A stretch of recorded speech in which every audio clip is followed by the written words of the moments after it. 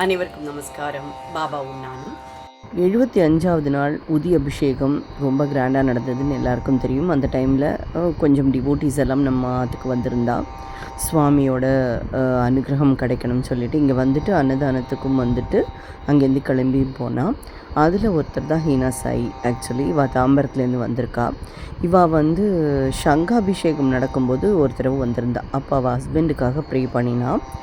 அதுக்கு இவாளுக்கு எப்படி ரிசல்ட் இருந்தது அப்படிங்கிறத தான் அவள் இப்போ சொல்ல போகிறான். நீங்கள் கேளுங்க, செம்ம இன்ட்ரெஸ்டிங்காக இருக்கும். வணக்கம், என் பேர் ஹீனா.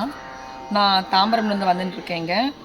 எனக்கு வந்து ஜோதி மேம் வீடு வந்து எங்கள் மாமியார் மூலமாக தான் எனக்கு தெரிய வந்தது. இங்கே வந்ததுக்கப்புறம் வந்து எனக்கு நிறையா மிராக்கிள்ஸ் நடந்திருக்கு என் லைஃப்பில். அதில் வந்து முதல் மிராக்கிள் பார்த்திங்கன்னா, எங்கள் ஹஸ்பண்ட்க்கு வந்து ஜாப் இல்லாமல் இருந்தாங்க, ரொம்ப கஷ்டப்பட்டாங்க. எங்கெங்கேயோ ட்ரை பண்ணாங்க, பட் அவங்களுக்கு கிடைக்கல. ஸோ ரொம்ப லாங் பேக் வந்து கொஞ்சம் ஃபியூ மந்த்ஸ் பிஃபோர் நான் அவங்க வீட்டுக்கு வந்திருந்தேன், மேம் வீட்டுக்கு. ஸோ அப்போ வந்து நான் கோரிக்கை வச்சேன் பாபா கிட்ட. ஸோ அந்த டைமில் வந்து கோரிக்கை வச்சு கொஞ்சம் 2-3 நாள்லேயே பார்த்திங்கன்னா எனக்கு எங்கள் ஹஸ்பண்டுக்கு வேலை கிடச்சிது. நான் ரொம்ப சந்தோஷமாக, I fell very happy for that. Like எனக்கு ப்ரே பண்ண உடனே வந்து எனக்கு பாபா வந்து எனக்கு அதை நடத்தி கொடுத்துட்டாங்க எங்கள் வீட்டில் வந்ததுக்கப்புறம். And it was a Monday. நான் வந்தது வந்து ஒரு மண்டேயாக இருந்துச்சு. And today also I came with my daughter. நான் வந்திருக்கேன், என் பொண்ணு 10th படிக்கிறான். ஸோ அவள் எக்ஸாம்ஸ் எழுதியிருக்கான்னு சொல்லிட்டு நான் ப்ரே பண்ணியிருக்கேன் சாமிக்கிட்ட, நல்ல ரிசல்ட்டோடு அவள் பாஸ் பண்ணணும்னு சொல்லிட்டு. ஸோ இதுவும் யதார்த்தமாக வந்து ஒரு 75th டே இது பாபாவுக்கு நம்ம உதி அபிஷேகம் பண்ணுறது. ஸோ இதுவும் ஒரு மண்டேயாக வந்து எனக்கு ஒரு யதார்த்தமாக ஒரு மண்டே எனக்கு அமைஞ்சிருக்கு. என் லைஃப்பில் வந்து நிறைய விஷயங்கள் வந்து எனக்கு பாபாவோட பிளெஸ்ஸிங்ஸோடு நான் ரொம்ப கெயின் பண்ணியிருக்கேன். ஒரு எக்ஸாம்பிளுக்கு வந்து லைக் மேரேஜ் ஆனது, எங்களுக்கு என்கேஜ்மெண்ட் நடந்தது தேர்ஸ்டே தான், என் பொண்ணு பிறந்தது தேர்ஸ்டே தான், எங்கள் அம்மாவோட பர்த்டே அது ரொம்ப பெரிய ஒரு இன்சிடெண்ட் எனக்கு. நான் ரொம்ப ப்ரே பண்ணிக்கிட்டேன் பாபா கிட்டே, எனக்கு வந்து என் குழந்தை வந்து எனக்கு வியாழக்கிழமை தான் பொறுக்கணும்னு சொல்லிட்டுன்னு. நான் ஆசைப்பட்ட விஷயம் வந்து பெண் குழந்தையா பொறுக்கணும்னு சொல்லிட்டு, அதுவும் வந்து எங்கள் அம்மாவோட பர்த்டே அன்னைக்கு. நிறைய பேர் சொன்னாங்க என்கிட்ட, நீ ரொம்ப பேராசைப்படுறேன்னு சொல்லிட்டு. பட் நான் நினச்சது ஒரே விஷயம் வந்து சாமி என் கூட இருக்காங்கன்னு சொல்லிட்டுன்னு. எனக்கு கடவுள் வந்து எல்லாமே எனக்கு நடத்தி கொடுத்துட்டாங்க. அதுக்கப்புறம் நிறைய ஸ்ட்ரகிள்ஸ் நிறையா பார்த்துருக்கேன். பட் ஸ்டில் வந்து அந்த ஸ்ட்ரகிள்ஸ்லேருந்து எனக்கு எப்படியாவது வந்து எனக்கு பாபா கூட இருக்காங்க. எனக்கு அது ஒரு மெசேஜ் மூலிமா எனக்கு வரும், எனக்கு ஒரு பாசிட்டிவான வைப் வரும் எனக்கு. இல்லைனா வந்து எனக்கு நான் இப்போ எங்கே ட்ராவல் பண்ணிட்டு இருக்கேன்னா, எனக்கு எதாவது உடம்பு முடியல, அந்த டைம் நிறைய வாட்டி நான் டவுன் ஆகும்போது அந்த ஆட்டோவில் ஃப்ரண்ட்டில் பார்த்திங்கன்னா எனக்கு பாபாவோட ஃபோட்டோ வந்துடும். எப்படியாவது என் கூட வந்துடுவாங்க. யார் மூலியமாக எனக்கு வந்து அவங்க காமிச்சிருவாங்க நான் அவங்க கூட தான் இருக்கேன்னு சொல்லிட்டுன்னு. எக்ஸாம் டைமில் வந்து பார்த்திங்கன்னா என் பொண்ணு வந்து 9th ரொம்ப டவுன் ஆகிட்டா, அவளுக்கு ஞாபக சக்தி இல்லை. நான் ரொம்ப ஃபீல் பண்ணியிருக்கேன். இதுக்கு முன்னாடி பார்த்திங்கன்னா இதே மாதிரி வந்து நான் ஒருத்தவங்க வீட்டுக்கு காஞ்சிபுரத்தில் ப்ரே பண்ணிட்டு இருந்தேன். அவங்களும் வீட்டில் வந்து பாபா வச்சு கும்பிட்டுட்டு இருந்தாங்க. But unfortunately she is not there. So நான் ரொம்ப ஃபீல் பண்ணேன் லைஃப்பில், அவங்க இல்லாமல் போயிட்டாங்களே, என் பொண்ணு 10th வர போகிறான்னு சொல்லிட்டு. அது எப்படின்னு தெரியல, எனக்கு எங்கள் மாமியார் மூலமாக வந்து இவங்க வந்து எனக்கு கனெக்ட் ஆகலை, ஜோதி மேம். எனக்கு ஒரு யதார்த்தமாக கனெக்ட் ஆகிட்டு அவங்க வீட்டுக்கு நான் வந்து என் பொண்ணுக்காக நான் ப்ரே பண்ணி, உண்மையாகவே சொல்கிறேன், என் பொண்ணு வந்து எல்லா எக்ஸாம்ஸுமே வந்து really she is written very good. So இப்போ பாபாவோட பிளெஸ்ஸிங்ஸ்னால தான் வந்து என் பொண்ணே வந்து சொல்லுவாங்கிட்ட, அவள் எக்ஸாம் ஹாலில் போய் எழுதும்போது லிட்ரலி வந்து எல்லாமே மறந்து போயிட்டான் ஒரு எக்ஸாமுக்கு. அந்த டைமில் பார்த்திங்கன்னா என் பொண்ணு நான் அவளுக்கு எப்பயோ சொன்ன விஷயம், நீ எப்போவுமே மறந்து போயிட்டேன்னா இல்லை ஒரு பயத்தில் இருந்தால் கூட நீ சாமி நினச்சிக்கோ, நீ பாபா வந்து ஒரு பாபாவோட பேர் மனசில் சொல்லு நினச்சிக்கோ நான் சொல்லியிருக்கேன். அது அவளுக்கு அந்த டைமில் ஞாபகம் வந்து அவள் வந்து பாபா நீ என் தயவுசெய்து எனக்கு கூட இரு சாமி, எனக்கு எனக்கு வந்து ஞாபகம் இல்லை சாமின்னு சொல்லிட்டு அவள் சாமி பேர் சொல்லியிருக்கா. கண்ணை மூடிக்கிட்டு அவள் கண்ணை திறந்துருக்கா. உண்மையாகவே சொல்கிறேன், என் பொண்ணு வந்து சொன்னாங்கிட்ட, அம்மா நான் தானாகவே எழுத ஆரம்பிச்சிட்டம்மா. எனக்கு அது அவள் சொல்லும் போது வந்து எனக்கு ஒரு வேர்ட்ஸே கிடையாது, கண்ணிலேருந்து வந்து எனக்கு தனித்தனியாக எனக்கு ஊற்ற ஆரம்பிச்சிருச்சு.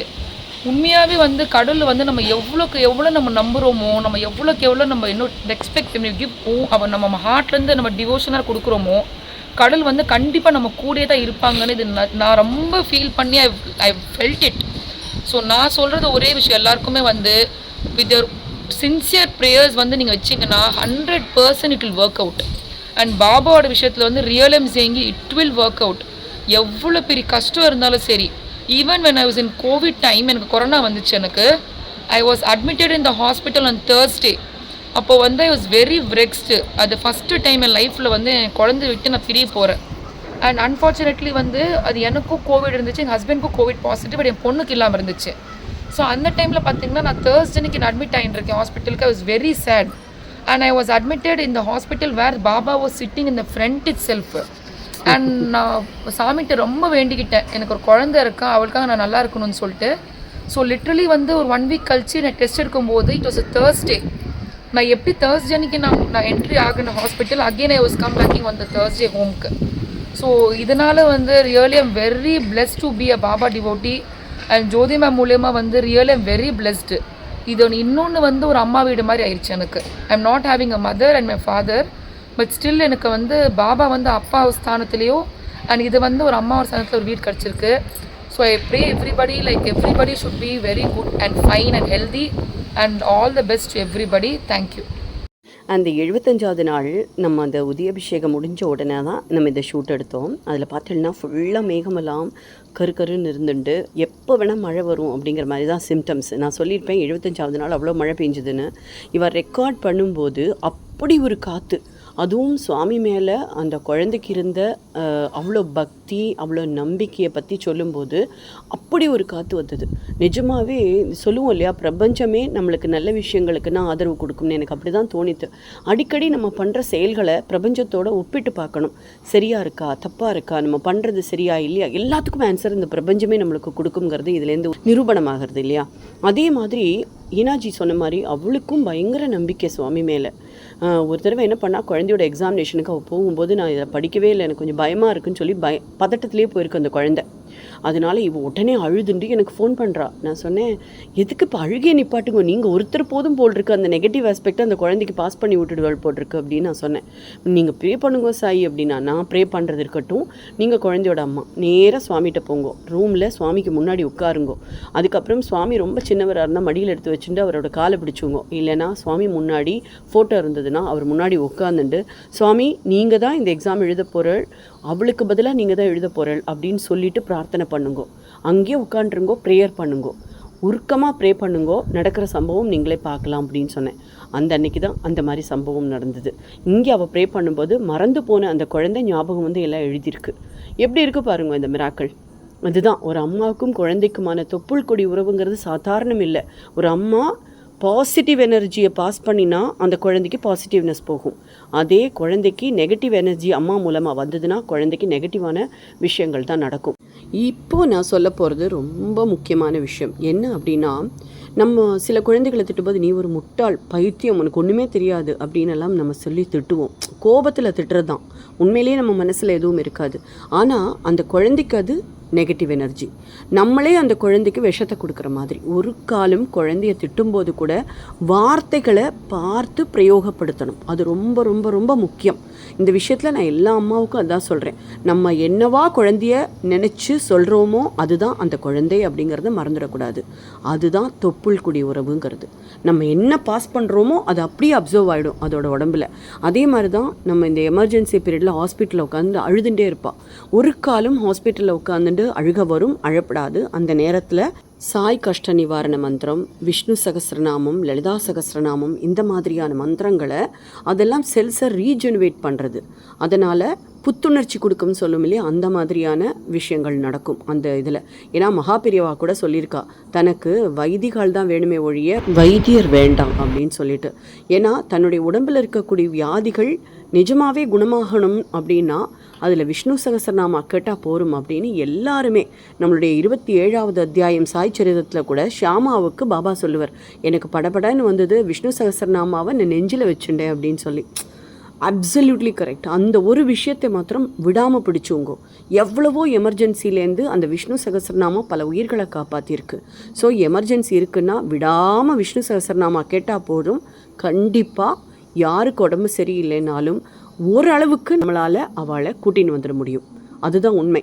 கர்மா என்னவா இருக்கும் நம்மளுக்கு தெரியாது, விதி என்னவா இருக்கும் தெரியாது. ஆனால் நம்ம போராடணும். சத்தியம், நம்ம போராடுறது எப்படி? இப்படி தான் சுவாமிகிட்ட மன்றாடி கேட்குறது, விஷ்ணு சகஸ்ரநாமா கேட்டுட்டே இருக்கிறது, இதெல்லாம் ரொம்ப பாசிட்டிவ் எனர்ஜியை கொடுக்கக்கூடியது. இதெல்லாம் நம்ம பண்ணணும். ஓம் சாயி ஸ்ரீ சாயி ஜெய ஜெய சாயி. ஓம் சாயி ஸ்ரீ சாயி ஜெய ஜெய சாயி. ஓம் சாயி ஸ்ரீ சாயி ஜெய ஜெய சாயி. ஓம் சாயி ஸ்ரீ சாயி ஜெய ஜெய சாயி. ஓம் சாயி ஸ்ரீ சாயி ஜெய ஜெய சாயி. ஓம் சாயி ஸ்ரீ சாயி ஜெய ஜெய சாயி.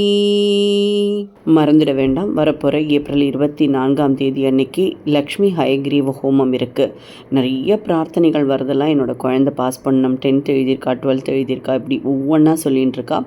ஸோ அது மாத்திரம் இல்லாமல் ஜேஇ எக்ஸாமினேஷன், நீட் எக்ஸாமினேஷனுக்கு ப்ரிப்பேர் பண்ணுறவா, இப்படி ஏகப்பட்ட பேர் எனக்கு சொல்லிகிட்டு இருந்தா. ஸோ அதில் எல்லாம் மார்க் நன்னா கிடைக்கணும் அப்படிங்கிற பிரார்த்தனை வச்சுங்க அப்படின்ட்டு எனக்கு அதிகமான பிரார்த்தனை. அதுவும் கண்டிப்பாக இதிலேருந்து நிறைவேற போகிறது. சுவாமி கொடுப்பார்னா சும்மாவா கொடுப்பார் இல்லையா? ஏதோ ஒரு காரணத்துக்காக தானே. எக்ஸாம் எவ்வளோதான் நன்னா எழுதியிருந்தாலும் சுவாமியோட அனுகிரகம் இருந்ததுன்னா எவ்வளோ வேணால் மார்க் வரலாம், அவ்வளோதான். ஸோ அது மட்டும் இல்லாமல் வெளிநாடு போகணும், அங்கே போய் செட்டில் ஆகணும். இப்போ நமக்கு மேலே தொழிலில் கொஞ்சம் பிரச்சனைகள் இருக்குது, நம்மளை ஒருத்தர் டாமினேட் பண்ணின்னு இருக்கா, அவளை நம்ம சமாளிக்கணும். நம்மளுடைய வாய்ப்பேச்சு திறமை வேணும். மனசும் புத்தியும் சரியாக வேலை செஞ்சதுன்னா எந்த விதமான சுச்சுவேஷன்லேருந்தும் நம்ம தாராளமாக ஈஸியாக வெளியே வரலாம். அதை சமாளிக்கக்கூடிய திறனை நம்ம சுவாமிகிட்ட தான் கேட்க முடியும் இல்லையா? நான் இது வரைக்கும் கலந்துக்கலை, ஆனால் கலந்துக்கிறதுக்கு இஷ்டம் இருக்குது அப்படின்னு நீங்கள் விரும்பினா கீழே தெரிய நம்பருக்கு காண்டாக்ட் பண்ணி உங்களுடைய பெயர், நட்சத்திரம், கோத்திரம் எல்லாத்தையும் கொடுத்துட்டு சங்கல்பம் பண்ணிங்கோ. நீங்கள் உலகத்தினுடைய எந்த மூலையில் இருந்தாலும் சரி, உங்களுக்காக நாங்கள் சங்கல்பம் பண்ணி யாகம் நடத்தி அதனுடைய வீடியோஸ் எல்லாம் கூட ஓம்கார் ஜோதி சேனல்லையும் பாபாவும் நானும் சேனல்லையும் கண்டிப்பாக வரும். அதை பார்த்து நீங்கள் ரசிக்கலாம். சரி, அது ஓகே. எங்களுக்கு பிரசாதம் வேணுமே அப்படின்னு கேட்டால் இப்போது சில கண்ட்ரீஸ்க்கு மாத்திரம் போகிறதில்ல, மற்ற எல்லா கண்ட்ரீஸ்க்கும் நம்ம அனுப்பிட்டு தான் இருக்கோம் பிரசாதம். பதட்டமான சூழல் நடக்கக்கூடிய அந்த கண்ட்ரியில் நீங்கள் இருந்தேன்னா லோக்கல் அட்ரஸ் கொடுத்தா அந்த லோக்கல் அட்ரஸில் அனுப்பி விட்டுடுவோம். இல்லைன்னா இங்கே வந்துட்டு போகிறவா யாராவது இருந்தான்னா தாராளமாக அவள்கிட்ட சொன்னேன்னா அவள்கிட்ட நம்ம கொடுத்துருவோம். ஸோ இனியும் நிறைய இன்ட்ரெஸ்டிங்கான வீடியோஸ் வந்துட்டே இருக்குது. தொடர்ந்து இணைந்திருங்கள். பாபாவும் நானும். ஓம் சாய்ராம், ஜெய் சாய்.